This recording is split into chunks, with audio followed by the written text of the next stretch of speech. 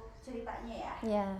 Tadi kita potongnya sampai business owner dari apa? Sebutin dulu. Oke.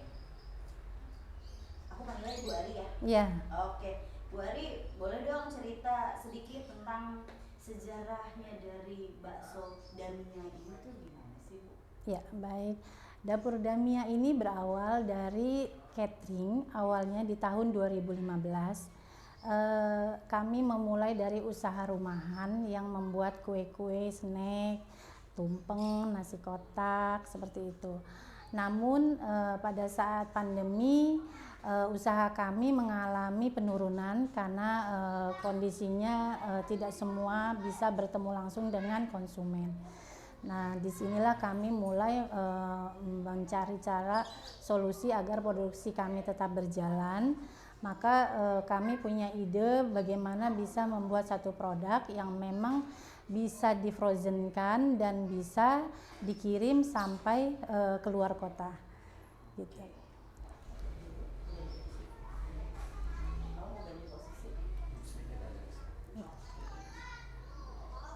Bu, ini ceritanya seru sih karena berarti dari catering tiba-tiba menjadi bakso yang Iya. kita tahu sekarang ya. Iya. Kepikiran akhirnya mencari yang tadi bisa di frozen kan bisa dikirim ke luar negeri. Kenapa yang dipilih bakso? Mungkin kalau frozen kan ada cukup banyak juga Iya. ya makanan lain atau olahan daging yang lain. Kenapa akhirnya memilih bakso? Ya, kami memilih produk bakso atau produk frozen bakso dan tahu bakso karena memang kami sekeluarga berawal dari keluarga yang sangat mencintai dan menyukai bakso gitu. Jadi memang apapun yang kami nikmati ini kalau belum bertemu dengan produk yang namanya bakso gitu, kami itu belum pas gitu. Jadi pada saat kami membeli bakso itu saat itu menikmati bisa yang bakso dimanapun pokoknya kami hampiri gitu, rasanya pengen ikut tahu gitu rasanya, tesnya seperti apa gitu ya. Nah, pada saat itulah kami akhirnya berpikir kalau misalnya kita mencintai dan menyukai bakso, kenapa tidak kita bisa produksi sendiri di rumah untuk konsumsi olahan yang sehat dan higienis. Ya. Nah, aku sebenarnya sedikit penasaran kenapa namanya Dapur Damia. Ada ceritanya Iya. nggak sih Damia tuh kenapa dipilih? Damia itu nama putri saya. Kebetulan artinya putih bersih gitu. Jadi apa yang saya pilihkan ini niatnya adalah untuk membuat produksi yang baik, bernilai manfaat gitu. Jadi memang Dapur Damia ini berawal dari rumah produksi yang awalnya dari dapur rumah tangga. Akhirnya agar lebih mudah mengingat dan karena saya memang putri saya cuma satu, putra saya satu gitu. Pada saat itu saya memilih untuk nama putri saya gitu, karena kalau putra saya sendiri bilang katanya udah nama kakak aja gitu, jadi biar lebih mudah diingat. Gitu. Ternyata dari nama keluarga. Iya. Milihnya jadi dalam banget. Nah, ini kalau tadi membahas Dapur Damia di 2015 masakannya catering, Iya. ya karena rumahan yang benar-benar sebenarnya masak hari-hari ya udah sekalian dijual gitu Iya. kan. Terus beralih menjadi bakso ini kan sebenarnya dari cara mengolahnya beda, Iya. masaknya juga pembuatannya beda gitu kan. Awal pindah ke bakso berarti perubahan apa sih yang dilakukan misalnya gini dari tempat produksinya, pasti kan alat-alatnya beda ya Bu ya. Iya. Ibu akhirnya belajar untuk mengenal oh bikin bakso tuh ternyata bisa pakai alat A, B, C, D, seperti apa sih Bu ceritanya? Jadi dulu kan kami taunya mengolah olahan daging itu hanya tahu menggilingnya di pasar. Tapi setelah kami melihat, kami menyaksikan sendiri, serasanya kami ingin sekali membuat suatu olahan yang benar-benar bersih, steril dan higienis. Akhirnya kami coba dengan alat-alat yang ada di rumah seperti blender yang biasa untuk buah sepertinya. Nah, ternyata tidak bisa. Nah, kami coba untuk beli yang chopper untuk mengolah daging gitu. Tapi tidak bisa juga karena kapasitas yang kami gunakan ini lebih besar dagingnya karena dagingnya itu 80%. Jadi untuk daging yang jumlahnya lebih besar ini membutuhkan mesin yang lebih kokoh gitu. Disitulah akhirnya kami berpikir bahwa apa yang kami olah ini harus bisa menghasilkan sesuatu yang bermanfaat. Jadi saya niatkan untuk menabung, untuk membeli alat pelan-pelan yang bisa steril dan bisa mengolah daging dengan kapasitas yang lebih besar.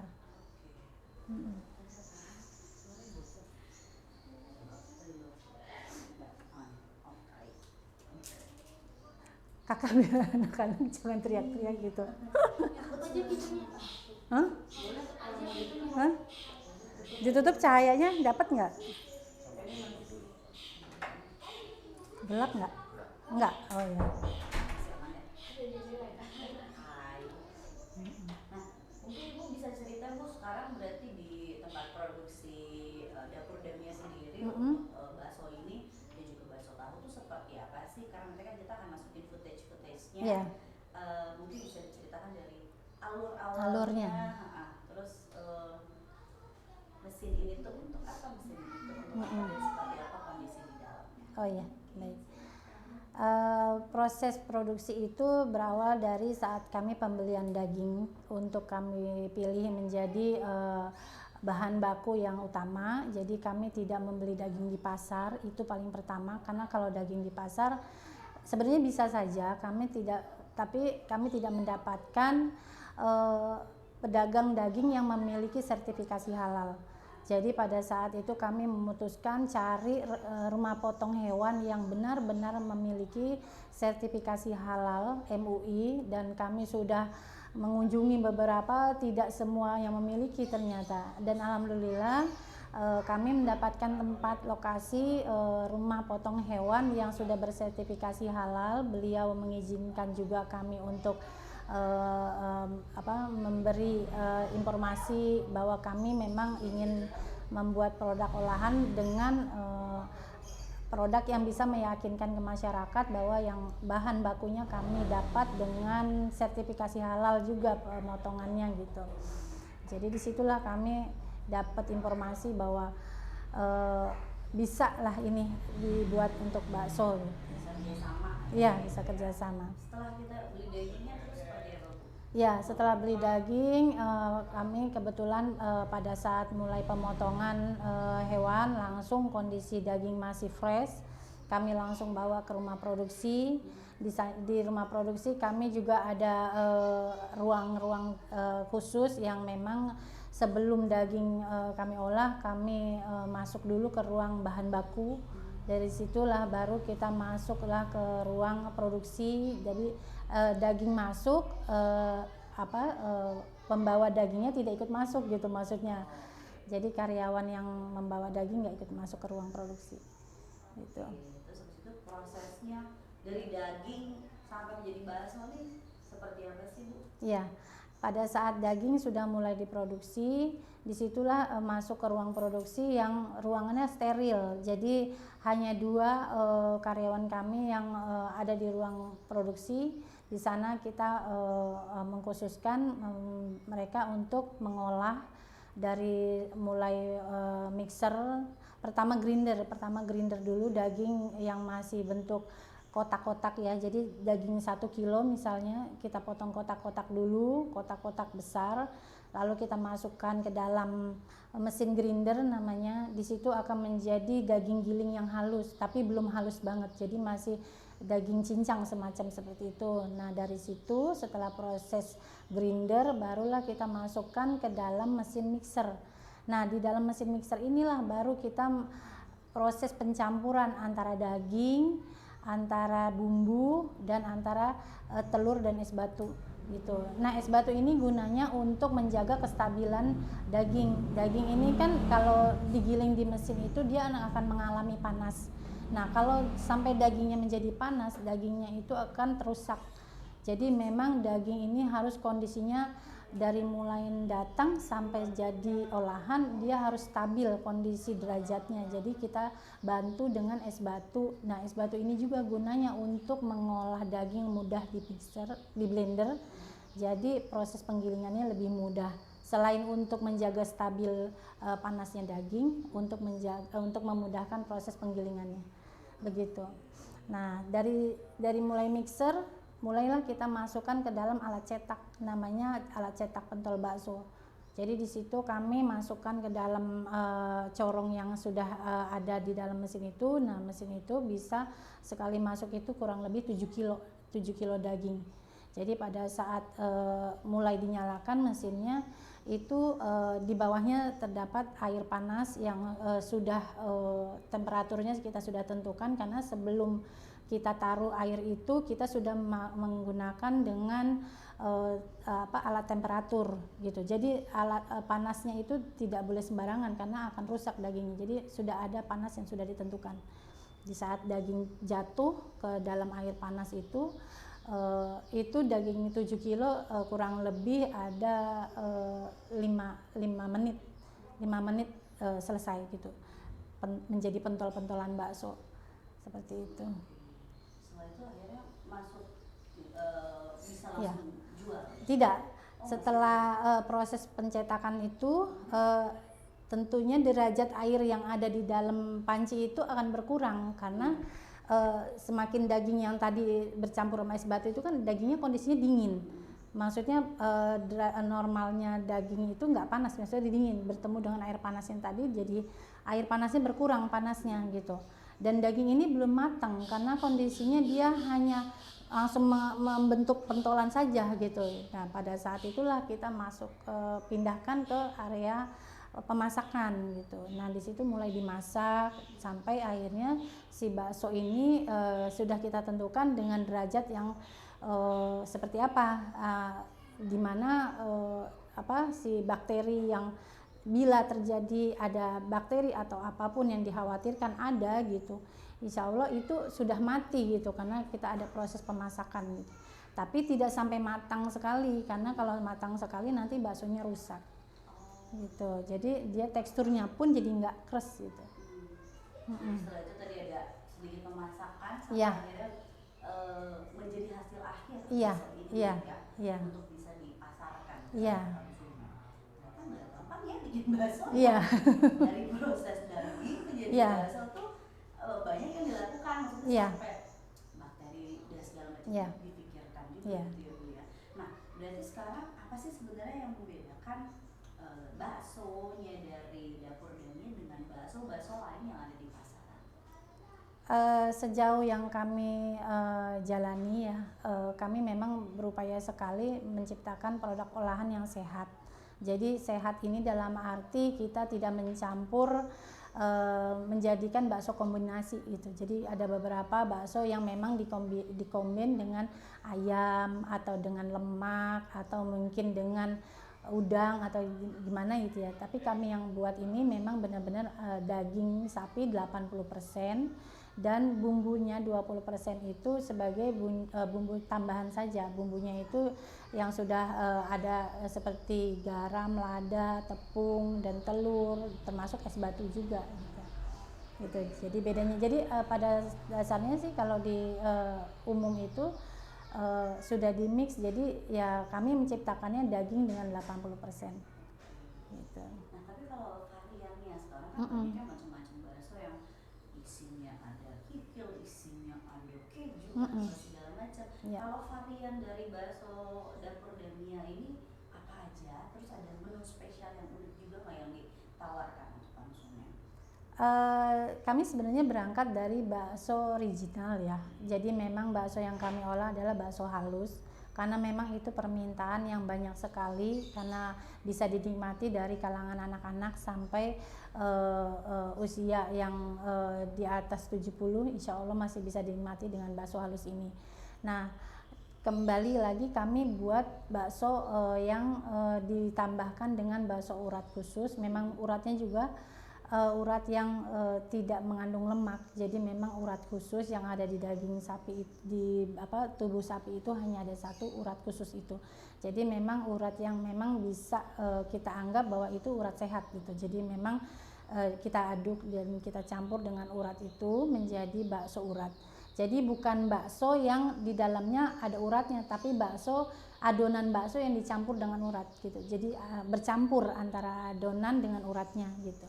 Jadi kami saat ini sebenarnya sudah memiliki perizinan dari BPOM juga dengan halal juga dengan bakso ayam yang akan kami buat nextnya, karena ada beberapa permintaan juga ya, permintaan bakso ayam gitu. Cuma terfokus untuk saat ini kami di bakso sapi gitu. Menjalani bisnis berarti dari pandemi ya Bu ya, Ya. untuk bakso sampai dengan sekarang itu bukan waktu yang sebentar juga. Lalu ada nggak sih tantangan-tantangan yang dihadapi ketika menjalankan bisnis dapur dan ya, karena kan makanan tuh memang hal utama ya pasti cari sama orang gitu ya. Bakso apa lagi ya, beres kita Idul Fitri juga pengennya makan bakso gitu kan. Tapi sih ada tantangan-tantangan yang orang nggak tahu, orang nggak melihat Ibu yang menjalankannya. Apa yang pernah dihadapi? Sejauh ini kami merasa bahwa apapun yang kita pengen jalani itu sebenarnya sifatnya nilainya ibadah dan amanah. Itu kunci utama buat kami, merasa bahwa tanpa orang lain tahu, tapi kita berupaya sekali menjaga apa yang kami olah, memang itulah yang kami nikmati gitu. Jadi berupaya sekali yang kami hadirkan itu memang yang kami sampaikan ke masyarakat seperti itu. Jadi kedepannya sih ya kami akan membuat varian baru. Semoga varian-varian ini menambah peminatan untuk anak-anak kalangan muda, karena keju dan anak-anak sekarang seperti itu ya suka. Jadi telur gitu. Tapi memang untuk saat ini permintaan bakso yang sehat memang masih cukup tinggi gitu. Masih banyak yang suka Iya. ya. Iya. Oke. Nah, berarti tadi kalau sedikit melihat Ibu berarti sudah melihat peluang juga ya, dengan melihat orang-orang tuh lagi sukanya sama makanan bentuk bagaimana gitu kan. Dan tadi kita juga sempat melihat ada yang versi frozennya yang memudahkan mungkin teman-teman yang tidak ada di daerah sekitaran tempat Ibu gitu ya, yang posisinya dia jauh gitu. Tapi sebenarnya Ibu melihat kalau peluang di masa depan dengan bakso ini seperti apa sih? Apakah bisnis yang oke untuk dijalankan sampai dengan 5 tahun yang akan datang mungkin, atau justru kayak ya kita ikutin aja alurnya, karena kan sebenarnya orang juga suka bakso, kalau nggak ada beli ya udah, atau seperti apa sih Bu melihat peluang bisnisnya? Kalau melihat dari peluang bisnis, rasanya kami melihatnya tuh sebenarnya bakso ini seperti makanan yang sudah dari zaman dulu ya, diminati dari mulai anak-anak sampai kalangan orang tua gitu ya. Jadi rasanya tuh nggak pernah bosen. Jadi itulah yang kami bilang bahwa kami dari keluarga yang memang sangat suka sekali dengan bakso. Jadi berapa kali gitu makan bakso pun nggak bosen gitu. Nah inilah akhirnya kami berpikir bahwa ini bukan makanan yang membosankan, dan semakin kita menjalani usaha ini ternyata dari beberapa kunjungan atau bazar-bazar yang kami ikuti, malah ternyata ada beberapa yang dari luar negeri malah sangat berminat, karena dianggap bahwa kok ada olahan yang teksturnya bisa daging bisa dibentuk seperti ini gitu. Nah akhirnya kami berpikir bahwa ini adalah usaha yang bisa berkembang insya Allah, asal kita tetap menjaga kualitas. Jadi apapun yang kita olah jangan berpikir bahwa hanya faktor keuntungan yang kita dapatkan, tapi ada nilai manfaat gitu. Luar biasa. Ya. Nah, ini kalau dilihat di belakang ada fotonya Ibu Ari dan juga Daya. Nah, boleh cerita nggak sih Ibu sebenarnya pertama kali kenal sama Daya sendiri seperti apa dari SMBC Indonesia? Iya. Terus bagaimana perjalanan dari dapur Dania bersama dengan Dayanya SMBC Indonesia? Ya. Waktu itu saya diperkenalkan oleh sahabat saya untuk ikut bergabung dalam daya. Di sini saya tidak paham daya itu apa gitu ya. Tapi setelah beliau menjelaskan dan saya berminat sekali untuk ikut bergabung karena di dalamnya ada orang-orang hebat semua ternyata. Dan ternyata setelah kami melihat gitu ya, di dalam grup juga ada beberapa yang memang sangat-sangat mensupport gitu ya, dan kami diberikan pendampingan di sana. Kami dipantau terus bagaimana perjalanan produksinya, apakah mengalami kendala atau tidak gitu. Kalau misalnya ada kendala, kami diarahkan harus seperti apa gitu ya. Jadi di sini bukan hanya sekedar bagaimana kami menjadi binaan gitu, tapi kami menjadi seperti keluarga gitu. Jadi pada saat kami memang ada hal-hal yang sedang mengalami kurang baik gitu dalam produksi kami gitu, kami bisa tahu kami harus seperti apa, karena daya ini selalu memberikan informasi jika ibu mau ingin berkembang, ibu baiknya seperti ini gitu. Jadi itu membuat kami terbuka pemikiran kami bahwa dengan daya ini ada peluang-peluang besar di dalamnya, dan alhamdulillahnya kami diikut sertakan dalam event-event yang daya buat, maksudnya diadakan oleh daya gitu ya. Saat ini disebut dengan SMBC Indonesia. Luar biasa ya. Kami juga memang kebetulan adalah nasabah dari Bank SMBC Indonesia. Luar biasa, di sini juga kami melihat sangat fantastis ya, karena dari sekian banyaknya bank gitu tidak ada administrasi karena yang lain ada, di sini nggak ada gitu. Jadi itu sangat membantu kami buat UMKM. Nah, pada saat event-eventnya juga, festivalnya atau apa gitu ya, itu benar-benar kami dibantu gitu dengan dibantu dijualkan, dicarikan buyer gitu ya, disiapkan tempatnya, semuanya gratis gitu, luar biasa.